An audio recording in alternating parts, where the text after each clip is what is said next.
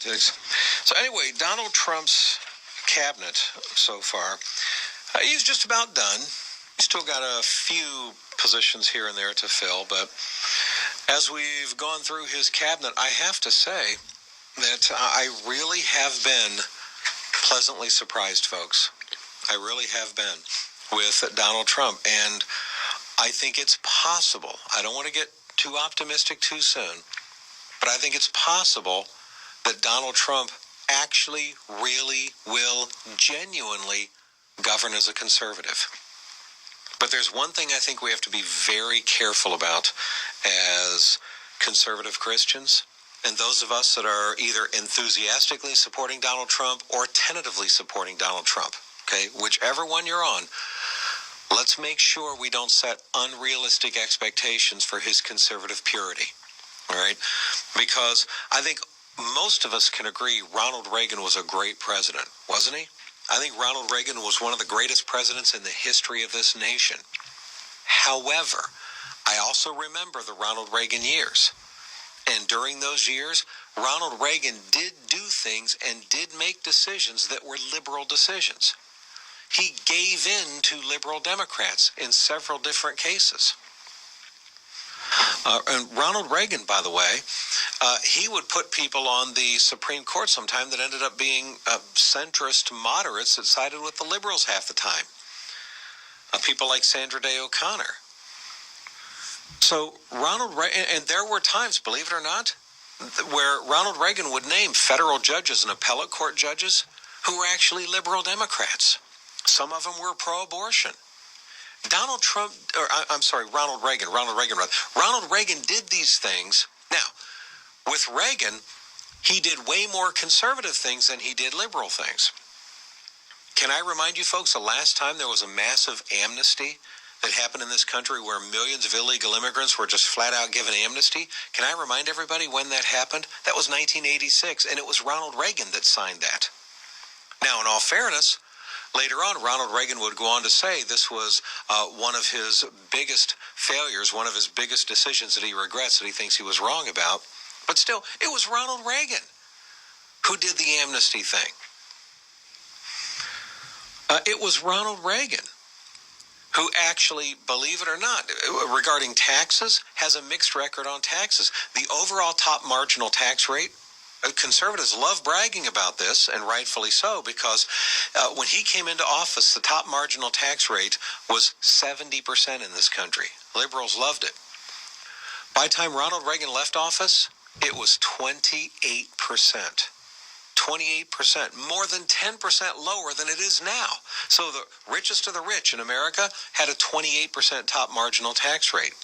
However, there are a lot of government programs and government spending programs that actually increased during Ronald Reagan's years. Why did he do that? Because he was making deals with Democrats. He was trying to reach across the aisle. There's a bunch of individual taxes on a bunch of little things. You know how you get, like, there's taxes on cigarettes, and there's taxes on gas, and there's taxes on a whole bunch of individual things. There's additional taxes on phone bills and on hotels, and all these other little taxes that just hit us from every single corner. Ronald Reagan approved 19 tax increases in all those kinds of areas for his 8 years. 19 times. Now, again, he did this as part of his deal-making with the Democrats, because what Ronald Reagan got out of it was he got way more conservative policies out of the Democrats than he gave liberal policies to the Democrats, okay? So the Democrats got far less than the Republicans got. But they got a fair amount of stuff. Donald Trump is going to do the same thing, folks. And I just have a feeling that you're going to have some conservatives out there that are just waiting for Donald Trump to do his first really big liberal thing. And then they're going to point the finger at people like me and say, aha, I told you so. See what a liberal, he really is a closet liberal after all, isn't he? We told you he wasn't a conservative.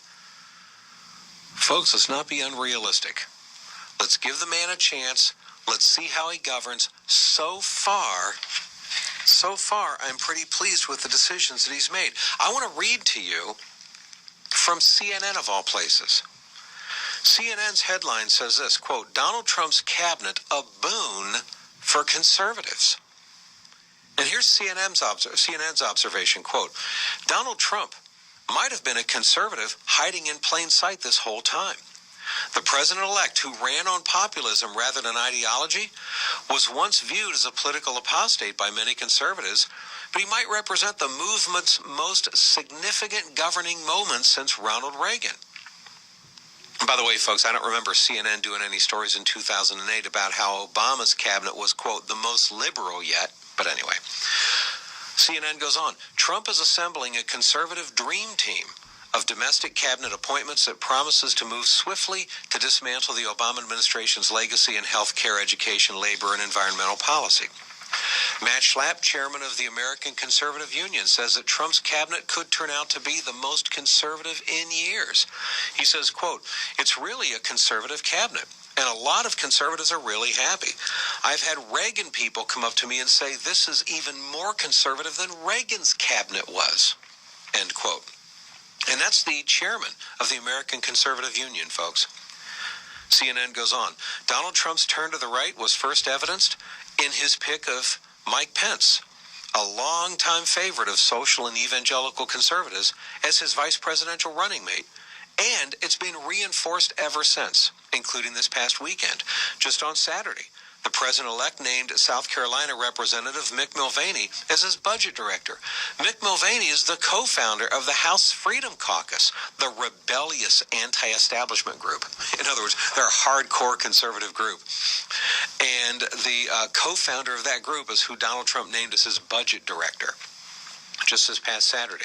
Betsy DeVos, Trump's nominee for education secretary, is likely to push hard on the conservative pet cause of school vouchers. And at the Department of Labor, Trump has nominated fast food magnate Andrew Puzder, who opposed a rise in the minimum wage. The Environmental Protection Agency is slated to be led by Oklahoma Attorney General Scott Pruitt, who has questioned climate science and vowed to roll back emissions limits on power plants. Another conservative priority. Another prominent conservatives at the heart of Trump's administration include Ben Carson at Housing and Urban Development, Tom Price, a fierce opponent of Obamacare at the Department of Health and Human Services, who, by the way, folks, happens to also be staunchly pro-life with a 100% pro-life voting record, and Alabama Senator Jeff Sessions to head the Justice Department. Elaine Chao, Trump's nominee for Secretary of Transportation, was regarded at one time as one of the most conservative members of George Bush's administration when she ran the Labor Department. Phyllis Schlafly, shortly before she died, said this year, quote, I can remember 1980 when a lot of us didn't think Ronald Reagan was an authentic conservative. Reagan turned out to be the best president of the century, end quote. So you have Ronald Reagan people that are looking at Donald Trump's cabinet and saying, yeah, there's some centrists in there. Yes, there's some moderates. Yes, there's even a Democrat or two. But by and large, his cabinet is overwhelmingly, heavily conservative and evangelical Christian and pro-life, and especially in the key cabinet positions that matter the most on those particular issues. So, look, I don't get to say these words very often, but I'll say it now. CNN is right. I agree with CNN's observation here. Of course, CNN's not saying this in a positive way. They're saying this in a critical way of Donald Trump. They're criticizing him here. They're saying, look how conservative his cabinet is. It's the most conservative since Ronald Reagan, if not more conservative. But again, I got to stress, does anybody remember Barack Obama getting these kind of news stories in 2008? Wow, look how liberal his cabinet is. Look how liberal. He's the most liberal. This is the most liberal cabinet of any president in the history of America. And it was, folks. This is the most liberal left-wing agenda of any president in U.S. history. And it was, folks. But we didn't hear any of those stories, did we? So they're complaining about that on the other side with Donald Trump. That's great. But think about this. At least they're complaining about it. Come on, let's be honest. A lot of us kind of thought and worried that, well, Donald Trump, once he gets elected, okay, now we're going to start seeing that he's not really that conservative.